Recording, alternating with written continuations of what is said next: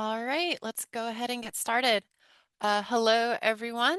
Welcome to, what did I title this? Understanding the Move to Standardized Attendance Accounting and the Dangling Hour. So I will be leading this session. The structure is going to be pretty much I'm going to go through some information, explain things about attendance accounting, and I'll also talk about sort of the curricular piece of this, but we'll definitely have plenty of time for questions and answers. So as we're going through the material, if you want to drop questions in the chat, Kelly and Eileen will both be working to support me, working with me on this, so they can field some questions in the chat. But they'll also get my attention if there's something that's timely that we should go ahead and answer sort of generally right now. We'll also have time at the end for questions and answers. So if you have questions you want to save till the end, we should have plenty of time to go over that as well. Um, yeah, let's go ahead and jump in. So this presentation is going to cover a move that we're being required to do because of Title V changes, which is basically going to change the way that we do attendance accounting in our courses, which is how we claim apportionment for the sections that we offer. And so currently we're using one accounting method, and so we claim apportionment one way. And going forward, we're just going to be shifting to a different way to calculate how much apportionment we request from the state, which is, how much money they send us for the courses we teach. So this change is most likely going to take place for the 26-27 fiscal year. It's possible the district will go ahead and use this method for this year, but that's a decision that is well above my level of decision making when we make that transition. The state chancellor's office did allow us an extra year of flexibility if we wanted to wait a little bit longer to transition, but it's looking like it'll either be the 25-26, so the year we're in, that we'll use this attendance accounting method, or the 26-27. So we're already either about to or in the middle of making this transition. So just as a refresher, or if you're not familiar, apportionment refers to the funding we receive for the state for the sections that we offer and the students we serve. And it's one of the primary sources of funding for the district and for the colleges. And the change in accounting methods could impact how much funding the district receives, especially if we keep everything the way we have it right now. Now, this is the amount of money that the district receives for the sections we offer. This doesn't directly impact the amount that individual faculty are compensated for the section. So that's determined by your contract. So this isn't about your compensation for teaching sections. This is about how much money the state gives us for the sections that we're offering. So currently, we have a fairly complex method for calculating how much apportionment we get, and it depends greatly on the type of courses we're offering, on the way we're scheduling them. So we have what are called weekly student contact hour procedures, where we figure out like the average number of hours we have for weekly contact with our students. We have daily contact hours, and both of these can be used as methods for calculating apportionment for credit courses. We have positive attendance, which is for both credit and non-credit if they're open entry, open exit. We have alternative attendance accounting procedures, and these are going to be for things like asynchronous distance education courses. We also have alternative attendance accounting for non-credit asynchronous. And so we have these 5 different ways that we can basically calculate how much apportionment we're going to ask for the different sections we offer. Now, when we make the transition, these 3 that are bolded and underlined, and you can see these are all related to credit courses, so this doesn't apply to any of our non-credit courses. These are all going to get streamlined into one standardized student contact hour recording procedure. So we're going from 3 different ways to do our accounting on these credit courses to just one. And this is going to apply to most of our credit courses. It won't apply to open entry, open exit, or anything else that's positive attendance. And it's not going to apply to any of our non-credit, so those aren't changing. So the way we do our attendance accounting now, the apportionment we get is based on 2 main factors. That's going to be the number of students who are enrolled in a section at census, so how many students are actually taking the class, and the number of scheduled contact hours for the section. So how many hours we are scheduling to meet with our students. We get paid by student by hour pretty much for the sections that we offer. Um, The actual scheduled contact hours for a particular course can vary kind of significantly between sections. And the reason it can vary between sections is because for the amount of units or the amount of hours our COR says we're going to be meeting with our students, there's actually a range within which we can schedule to satisfy the requirements of those units. So for an example, if you have a 3-unit lecture class, on your course outline of record, what that's going to say is that there's going to be 54 in-class contact hours and then some number of out-of-class contact hours. But Title V says, well, as long as you're meeting somewhere between 48 and 54 hours of lecture hours through the semester, that's sufficient to get 3 units of lecture credit. And so we might schedule a little bit differently depending on if it's a Monday, Wednesday, or if there's a holiday, or if it's meeting 4 days a week. And so you might have one section that meets for 48.5 hours in a semester and another that meets for 53. We always shoot to schedule for that 54, and that way if we have to cancel class, we're not dropping below the minimum. But you've seen the schedule. We schedule classes kind of how we can fit them in. And so what that means is we might be getting more apportionment for one section than another because we have more contact hours that are scheduled that we're going to be reporting. Ooh, my light went off. It's on a sensor and it's far away, so it's not coming back on. So the upshot is with the current method, we receive more apportionment per student for the section scheduled for more hours, say 53, than we would for a section that's scheduled for few hours, say 48.5. And that's because the apportionment is currently based on the actual scheduled contact hours, not just what it says on the COR that we're going to do. For some credit sections, we don't have scheduled contact hours, and those are going to be sections like the online asynchronous. And so we have an alternate method that just says, we're just going to count them all the same, depending on how many units you have, and you'll just report them given some number. Now, when we switch to standardized attendance accounting, apportionment for most credit course sections is not going to be based on the actual contact hours we schedule with the students anymore. It's going to be based on a number of contact hours that are standardized that are associated with the number of units. So we'll have a standard amount of hours that you get for a lecture unit or a lab unit or an activity unit, and it won't matter how we're actually scheduling the course, just what the unit value associated with the course is. That's what's going to determine how many hours we report. So instead of looking at how the course is scheduled, the hours are going to go through a filter of units where we check the units. That will tell us how many hours we report. Doesn't matter how we actually scheduled as long as we're within the range. We just report the standardized number of hours. Okay, so what does our new formula look like? So under the new formula, what we'll do is we'll figure out how many units we have of lecture, activity, or lab.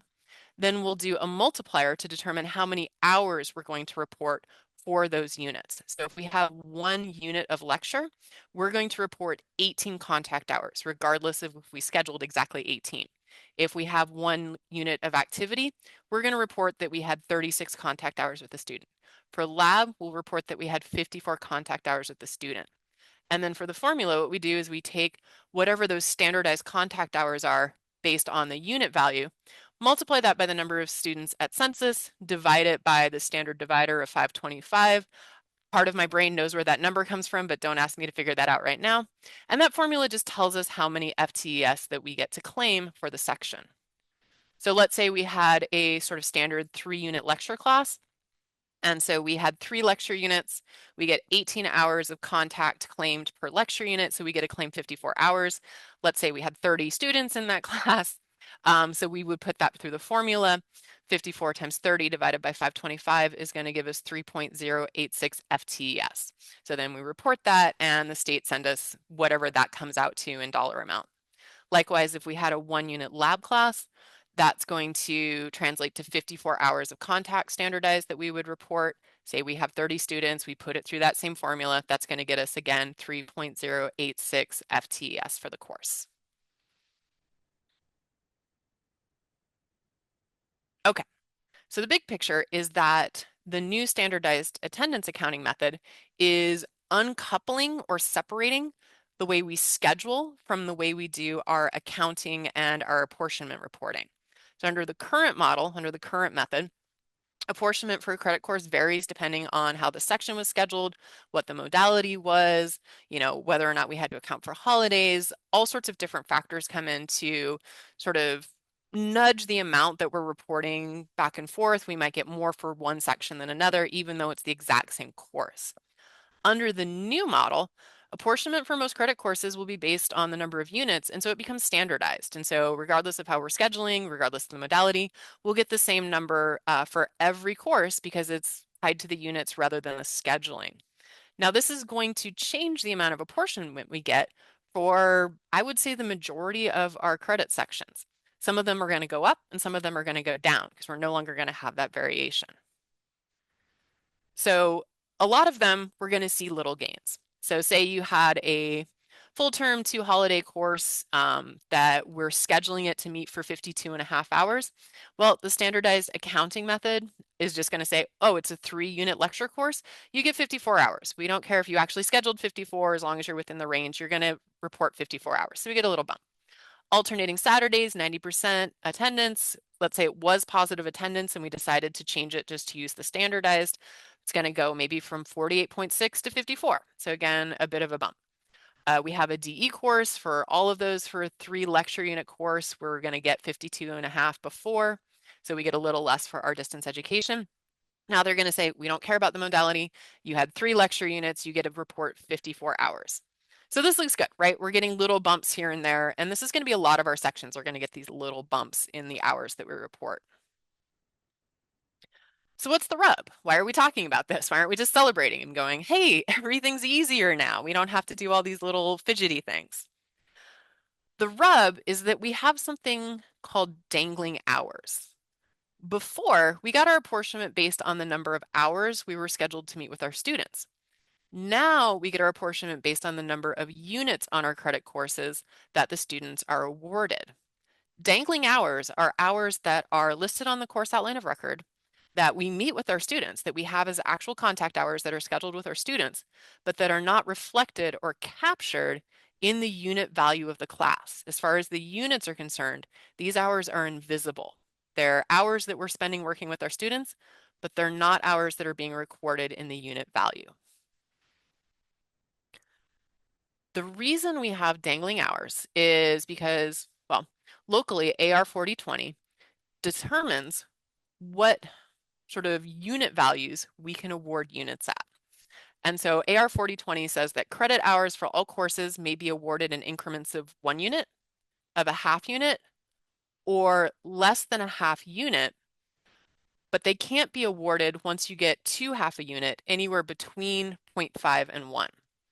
So we could have a course that has 0.1 unit or 0.2 units or 0.3 units. Anything below a half a unit, we can go in smaller increments. Once we hit 0.5 units, the units we award for a course always has to jump by 0.5. So we could have 1.5, we could have 2, but we couldn't have 1.75. Once we hit a 0.5 unit threshold, every jump in units has to be in a 0.5 increment.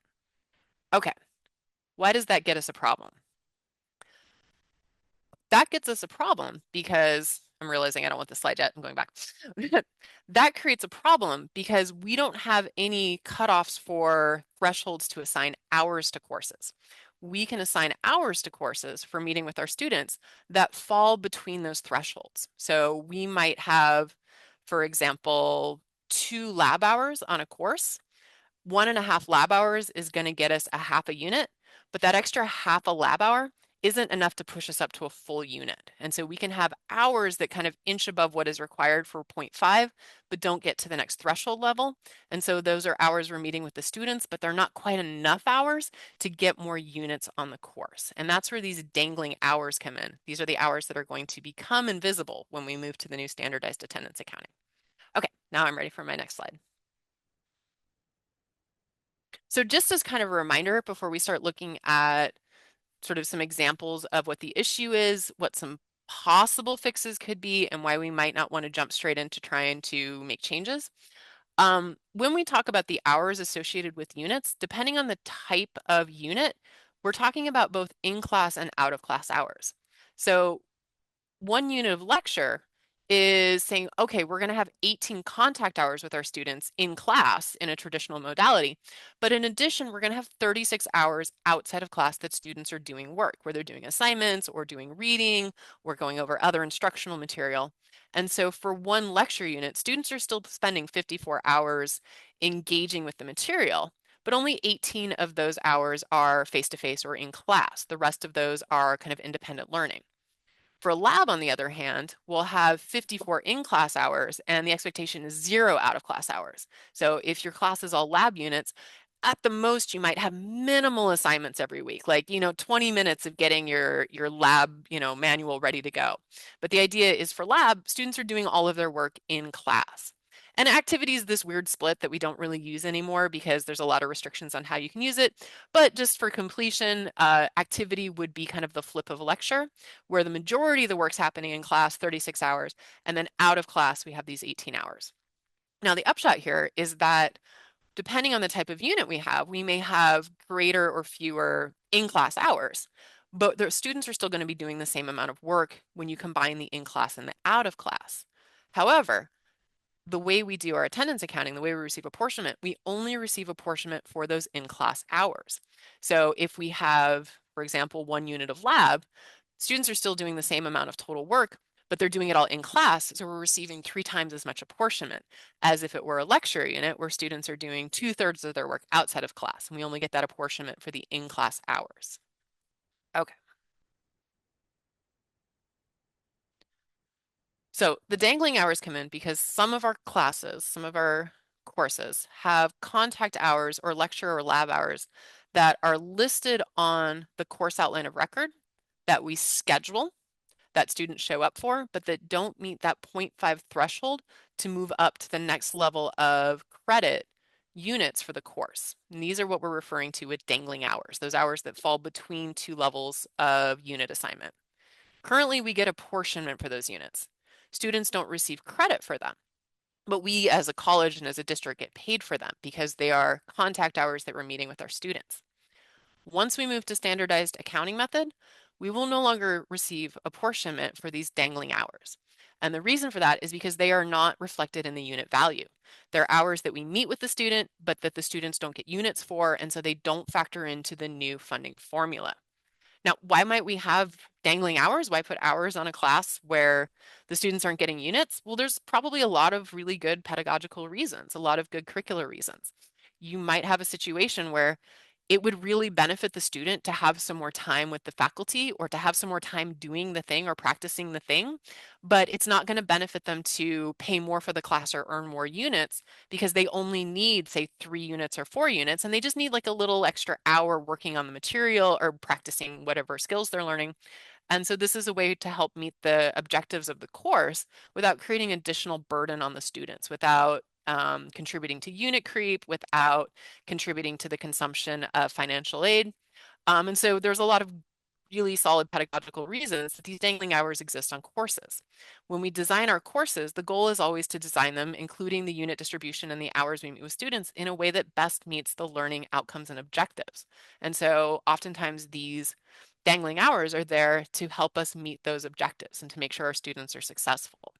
There's also a lot of situations where we have to have the dangling hours because external bodies determine what our sort of hour distribution needs to look like. So something like Police Academy, our post classes, they're going to tell us exactly what those distributions of lecture and lab hours need to be, and we can't really touch them. And they really don't, I'm going to say they don't care too much about dangling hours or about how our units work out. They're just like, no, this is how much time they have to spend doing the thing. Okay. So the state chancellor's office, because they're helpful and they send us memos, sent us a memo that outlines some options, some recommendations, some suggestions, some friendly, like, hey, you have these dangling hours. We decided to move to standardized attendance accounting with all good intentions. What we wanted was to make things simple for you. You have all these different methods. We're going to give you one method, and hey, you're going to get a little more in a lot of your sections, like your DE sections. Oh, we didn't realize the dangling hours were a thing. And apparently they're a thing across the state and they're kind of a big thing that they didn't anticipate. So they put out some suggestions, and we'll look at kind of an example of what a suggestion might look like in order to reshape a class or kind of refigure a class to keep it more or less the same, but to recapture those hours that we're losing as dangling hours now. But we want to be very careful and deliberate when we start to look at any potential options. And the reason is when you start moving units and hours around in courses, when you take some lecture hours and move them to lab or lab to lecture, even though the units might not change, even though, your face-to-face hours might not even change, it is going to have some impact. So the sorts of impacts we could see if we start tweaking these things are it could change the total hours that students spend engaging with the material. And we'll look at an example that makes that really concrete. Depending on the changes we make, it could change the units of the class. And we know that depending on, what the class is, what students need it for, who's going to be taking it, that can be a big sort of issue. It can have an impact or it can have lots of impacts. This can impact scheduling. If we're shifting hours around a little bit here or there, our course schedules just might not fit together the same way they used to. Or we might be in a situation where faculty are now getting different load, or if they're part-time, getting different pay because we've tweaked our unit values a little and our hours a little. So as we'll look at an example, one of the things you're going to see is that the solution that is the most student friendly is also going to be a solution that will decrease the load that is assigned to the course, or for part-time faculty, the amount they would get paid to teach that course. Now, that's not a curricular consideration, but it is a piece of the bigger picture, the impact that this has. And of course, the changes we make are going to impact the amount of apportionment we get, so the amount of money that the district is getting for these courses. Pause for a sip of water.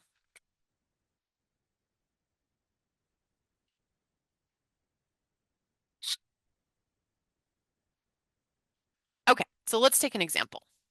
Let's say we have a course that currently has a distribution of 3 lecture hours per week and 1 lab hour per week. Let's say it's an 18-week course, and each week we meet with the students face-to-face for 4 hours. 3 of those are lecture hours, 1 of those are lab hours. This course is going to be a 3-unit course, and this is why. The 3 hours of lecture time are going to get us 3 units because you just need 1 hour per week for an 18-week course of face-to-face interaction of lecture time to get 1 unit of lecture time. So we get those 3 units from the lecture. The lab hour doesn't meet the threshold to get an extra 0.5. And that's because for a lab unit, you need to have 3 hours scheduled per week in an 18-week semester to get 1 full lab unit. Now, if you divide that in half, that means to get the 0.5, which is the minimum we could move this up, you have to have 1.5 lab hours per week that you're meeting with the student. And so that 1 lab hour, because it's not quite enough to get an extra 0.5 units on this class, that's a dangling hour. It's an hour that currently we receive apportionment for, but once we move to standardized attendance accounting, we would no longer receive apportionment for that 1 hour because it's not reflected in the unit value. Now, one change they suggested is, oh, you can just move a little bit from lecture to lab because lecture can still get units in 0.5 increments of hours because you only need 0.5 lecture hours to get 0.5 units. And you just slide a little over to the lab, and then you've got enough to get 0.5 lab hours.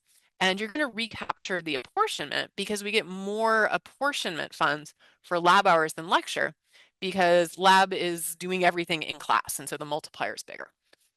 So let's say we change this to 2.5 lecture hours per week for 18 weeks and 1.5 lab hours. So now we're going to get 2.5 units from lecture, 0.5 units from lab, which with the multiplier is going to give more apportionment, and we're still at 3 units. Okay, that looks good, right? Because we didn't increase the units, it's not going to increase consumption of financial aid or contribute to unit creep. Everything's looking honky-dory. But we need to look at the full impact of making a change like this. So first of all, because of the way we moved things over, we're not changing the in-class hours. Before, in a given week, we were meeting with the students for 4 hours. We were just saying 3 of those hours were lecture and 1 was lab. We're still meeting with the students every week for 4 hours. We're just saying, well, now 2.5 of those are lecture, 1.5 of those are lab. Okay, so our in-class hours don't change. Over the semester, it's still going to be 72 hours. The out-of-class hours, though, if we make this shift, are going to go down. And that's because we've moved some of our lecture hours to lab hours, and lab hours don't assume any outside of class work. Remember, lecture hours assumed for every hour you spend in class, you're going to spend 2 hours out of class. Lab doesn't make that assumption. Lab says, no, you're doing everything in class, maybe minimal assignments outside. So over an 18-week semester for this course, what we see is our out-of-class hours drop from 108 to 90. That's 18 hours. That's an entire hour per week less of work and assignments that we're assuming our students are going to do outside of class. And so if we were considering a change like this, we would want to really consider whether our students can still have enough time to do the work they need to do to master the material, and whether we can still meet the objectives of the course with this reduced out-of-class time. So the total hours the students will spend engaging with the material is going to go down from 180 to 162 over the course of the semester. The units stay the same. Now, we're going to recapture apportionment because we're shifting some of those units from lecture to lab, but the total units stay the same.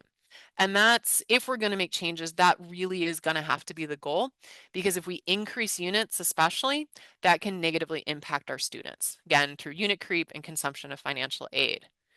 But then notice on this next line, and this is why there are sort of more conversations than the curricular piece. So I'll focus on the curricular piece, but always draw attention to everything else. Making changes like this can impact LHE. In this case, the LHE would drop from 3.75 to 3.63. So if this was a full-time faculty member, this could be the difference between them making load and not making load, depending on what their schedule looked like.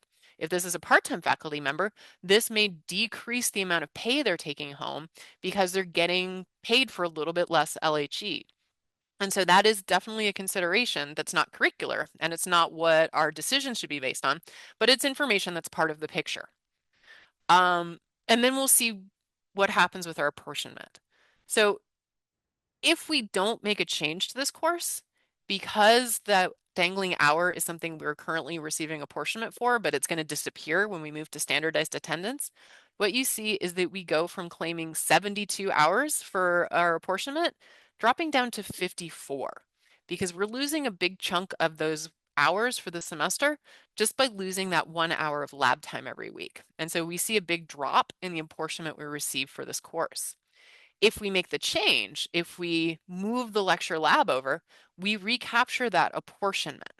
And so we're able to recapture the apportionment. So the college and the district will receive the same amount of funding. The students get the same number of units, but there's all these other impacts that happen. We decrease total hours, we decrease the out of class time, we decrease LHE. And so for most of these sections, there's not really a way to do it that's neutral. You're really balancing, are we going to lose something here, or are we going to do some damage over here? And that may be a negative way to phrase it, but it's pretty much impossible to make any of these changes without having it have some sort of ripple effect. Okay. So summary, if we change the hour distribution in the way that the chancellor's office said, here's something you might try. The apportionment would stay the same, so we would not be losing money on this section. The units would stay the same, so no negative impact to students. It's not going to impact, time to completion or anything like that. Out of class hours get lowered by 1 hour per week. And again, this is just an example, but if you think about what a student can do in 1 hour out of class per week, that's a short writing assignment or a reading assignment, or that's a video log. That's a full assignment outside of class per week, every week for 18 weeks that you're removing from the class. Also, again, the LHE would be lowered in this case. Okay, so what's the big picture? The big picture is that when we look at the options and when we look at what it means to move lecture and lab units around and lecture and lab hours around, hopefully it's very apparent that this is absolutely a 10+1 matter. And the reason for that is because the hour distribution, the unit distribution, the number of hours students need to spend engaging with the material to best meet course objectives is curriculum. It's 10+1. It needs to be determined by disciplined faculty. And so when we start to look at these courses that might be, having these dangling hours and might be a place where we're losing apportionment, the question we really need to ask ourselves is, are there changes we can make that would still allow us to meet the course objectives? Is it pedagogically sound to make these changes? And it might be the case that the dangling hour that we're no longer getting apportionment for is really important for students meeting the objectives of the course. Because when we assign the number of units and the number of hours associated with the course, what we're saying is we have this much material. We need students to understand it at this level. We need students to gain these skills and have this time working in this environment and doing these things. And this is the amount of time it's going to take for students to learn this material and to gain these skills. And so when we move units around and we move hours around the way that are sort of up as options, we need to be very careful to only do so in a way that doesn't impact students' ability to succeed in our courses. So the upshot is, I would say that as we start to look at these courses, we want to make sure we're doing so through a curricular lens. When we're talking about changing the hours associated with the course, the contact hours, the out of class hours, what we're talking about is not the amount of apportionment we're getting, not the amount of LHE we're getting, putting all that aside, what will best serve our students and what will best allow our students to meet the objectives for the course. If there's a way to refigure a course and we still think that it's an excellent way for students to absorb the material, it still meets all the transfer requirements, all the exterior requirements, then we might consider making some changes to our courses. But these are decisions that need to be made by faculty discipline experts. I, as the curriculum chair, cannot tell you whether or not your dangling hour is essential to your course or not. The chancellor's office, I don't think, can tell you whether or not a dangling hour is essential to your course or not. Discipline faculty are the ones who understand their courses and understand what is required to meet those course objectives and those learning objectives. And so kind of the plan going forward is that, at least from the curriculum committee's perspective, we will be coming out with information and support for those programs that have dangling hours. It is not our role to tell you to change your courses. We rely on discipline experts, we rely on discipline faculty to know what their courses should look like, what the best way to deliver that material is.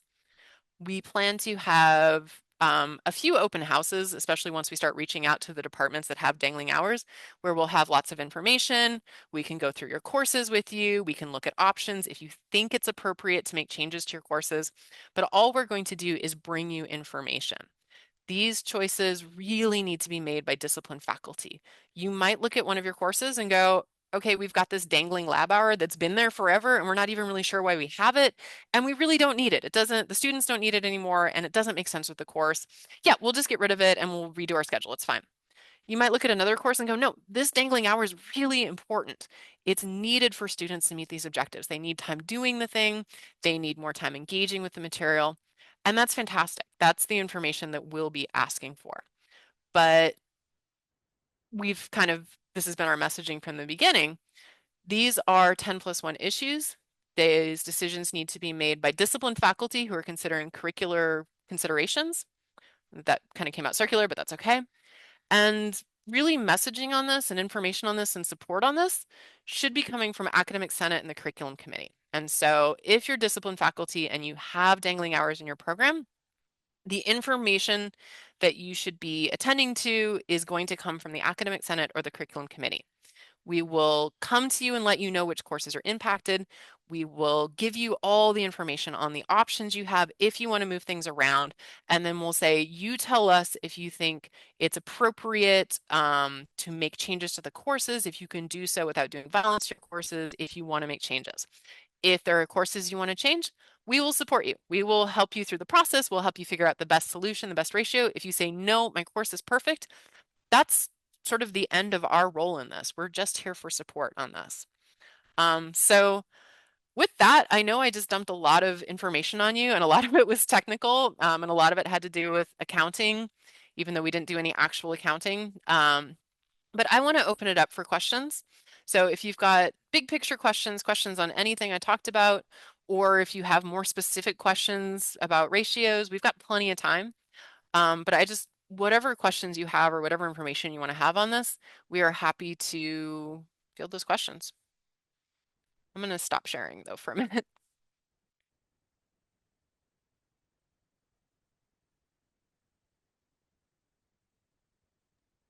Hi, John Wilson in Humanities. I'm just curious if, from your knowledge, Dr. Rard, that humanities classes typically have um what was the term you used? I'm sorry. Dangling Dangling hours? hours. Yeah, I don't, we might, Kelly, do we have like one dangling hour in humanities? No, No, okay. the humanities division and the counseling division do not have any dangling hours. That's right. Okay. Okay. Yeah. So we don't dangle. Okay. Yeah. And one thing I probably should have emphasized is we have these dangling hours, but we also have a lot of places where we're gaining apportionment because there's all these little places, like all of our, distance education courses, we're gaining a little bit of apportionment. The district did an analysis and we're still waiting for someone who's, a higher pay grade than me to tell us how concerned we should be about it. But it's looking like it's going to be a very small impact overall to the apportionment the district gets. It's somewhere between 500,000 and 1 million, which if you look at the total size of our budget and you take into account, unfunded FTES, this doesn't look like it's going to be everything's on fire and burning down because of this. It's more we're going to lose a little bit, but overall we're gaining some, we're losing some because we're gaining in a lot of places as well. But yeah, humanities and counseling. I appreciate you coming and learning all about this if you're from those disciplines, and we won't be reaching out to you with any more information on this. Okay, thanks. Awesome. Elizabeth, I think I see your hand. Yeah, so I had put my question in the chat, but if it sounds like, well, to me, it sounds like this is a 10 plus 1 issue, which is faculty driven. Does the district have a right to even mess with the policy, the attendance policies? So let me see if I can. Okay. So the attendance accounting method, that's set by the state. So all the district gets to decide is when we jump. Do we start using the new attendance accounting for 25, 26, 26, 27? Do we use our grace period year, which would be really complicated? But that's really all the district gets to decide. But in terms of the hours assigned to our courses, that's all curriculum and that's all faculty driven. So I haven't heard anything about external pressure coming from the district. Everything seems to be just a nice conversation, which is great. It's always what we want. We're all trying to just understand the position we're in. But yeah, any changes that are made to course outlines of records, those will come from discipline faculty. And outside of discipline faculty in those areas, there's no one else who has the authority to make changes to those courses and to the hours on those classes. So Well, I understand that, but again, my question is this attendance policy will, can, I guess, prospectively affect how we decide to do the classes. So again, do they have that right to do that? can I ask for a bit of clarification? So when you say attendance policy, Well, isn't that what you're saying here is that the attendance policy is going from, or maybe I'm using the wrong word. it's the accounting method. Oh, So it's, okay, I'm sorry, the yeah, accounting method. yeah. Um, but so technically that will eventually possibly affect how we um create the units in our classes. So doesn't that still boil down to a 10 plus 1 issue? So the attendance accounting doesn't have any impact on how we assign units or hours to our courses. Um, Okay. it will impact how much apportionment we receive from the state from various courses and the sections we offer, but it's not going to directly change anything about the courses that we offer. It's just going to say, Okay. okay, you had some hours, we're not going to pay you for them anymore. Making changes to the courses to kind of recapture those hours that we were reporting, that's absolutely 10 plus 1, and that's faculty. So there's nothing on the district side in terms of adopting a policy or in terms of when we transition to standardized attendance accounting that would change anything on our course outline. Now, there's some stuff we're going to have to change about how we like break out the units and how we display things, and that's all Title V requirements.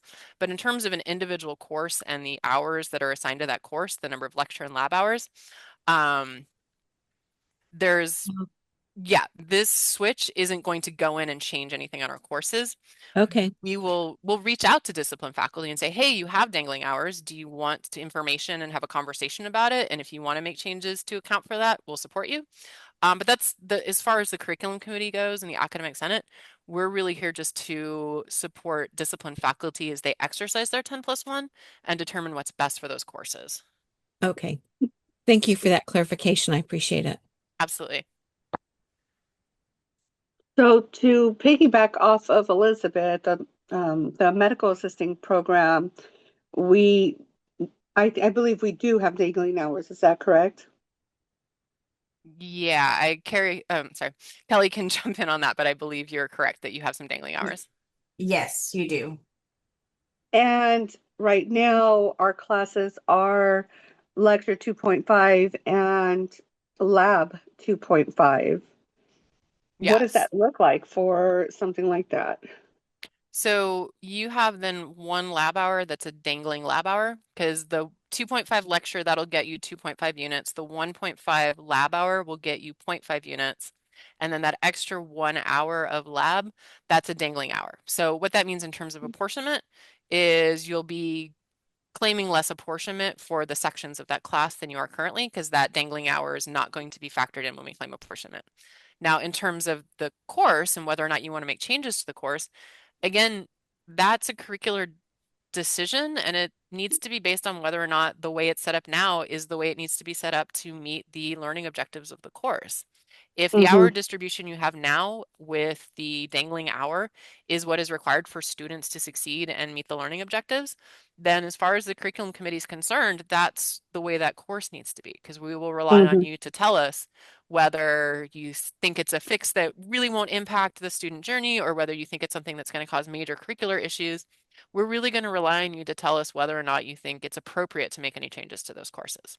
Setting aside a question of apportionment, setting aside a question of LHE, the decision about the hours associated with a course, that's a curricular decision. And the only question that matters is whether or not making that change will impact students' ability to meet the learning objectives of the course. Okay. So it doesn't sound like we need to, excuse me, we need to make too many changes, but I mean, we were talking about curriculum. I think we do have curriculum coming up as well. So it will be a conversation that we all need to have. Does it affect, it will affect us because that lab hour is going to affect meeting our LHE. Is that correct? So if you make no changes to your course, nothing about your LHE will change. Because this is about how much money the college and the district gets from the state, not about, how compensation Right. works for faculty. If you change, it could have an impact on LHE. Now, it's not the curriculum committee's purview to discuss issues having to do with LHE other than to give you that Right. information. That's a different body that has those conversations. Um, but again, this is a good time to go in and look at those courses, decide whether or not those dangling hours need to be there. If they do, great. If you're thinking about making changes, we will absolutely give you as much information we can on all of the impacts of making those changes. And that will include the piece of it that would impact LHE, just so you have the complete picture. It's not a curricular consideration, but we're just going to tell you all of the ripple effects of making any changes to your courses. Okay. Yeah, that sounds good. Thank you. Absolutely. Yeah. What we're planning to do is we're going to have, over the next few weeks, we'll be hosting a few open houses where we just invite impacted programs to come in for more information and more like specialized conversations. So we'll have a few at the main campus. We're going to, I think, do one at West Fresno, do one at First Responders. And then if you can't make those open houses, you can, of course, just reach out and schedule with us. But we're just going to come and say, hey, here's your courses that are impacted. We ran some scenarios. Here's some options. If you're not going to change anything, great. If you're looking at some changes, we'll give you as much information as we can. And we're really just here to give information and support as you have those conversations and make those decisions.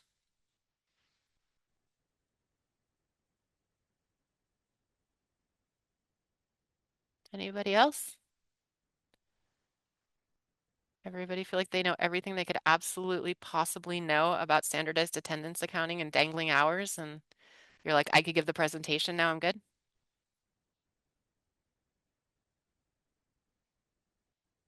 Okay, fantastic. So I'll just kind of wrap up with this, and then I'll hang out, and Kelly and Eileen, if you don't mind hanging out too, in case anybody wants to hang around and ask any specific questions, because we still have more time. But we'll reach out to your programs if you have dangling hours. Don't go in and start changing things until you hear from us because we're going to bring you all the information and all the scenarios and everything. If you want to make changes or even if you just want to explore what those changes could look like, we will work with you to look at all of the impacts of different changes. If you sit down and you reflect on your courses and you're like, no, this is really the way they need to be set up, we're going to be like, great, fantastic, let us know if you need anything. So just look for communication over the next few weeks. And just again, any communication on this in terms of making changes to courses is going to come from our curriculum team or the curriculum committee or the academic senate. Because, you know, as I mentioned, 10+1. So, but thank you all for spending your afternoon learning about this, what I assumed would be a dry subject, but we got great turnout. So thank you all for your interest. We'll hang out for a little bit. So if anybody wants to hang around and ask questions, we've still got plenty of time. But if you're like, that was great, awesome, fantastic, I'm out of here. Oh, hey, I got fireworks. Feel free to go ahead and head on out. Have wonderful weekends and have excellent first weeks next week. So thank you all. Yay. Humanities does not have dangling hours. Humanities and counseling are free and clear. You don't have to ever think about this again. The upshot on humanities is that, and maybe for counseling too, we're actually going to be increasing the apportionment we bring in because we don't have dangling hours, but we're still going to get those little bumps everywhere else. So we're actually offsetting some of the losses from other areas around the college. So there you go. Thank you all.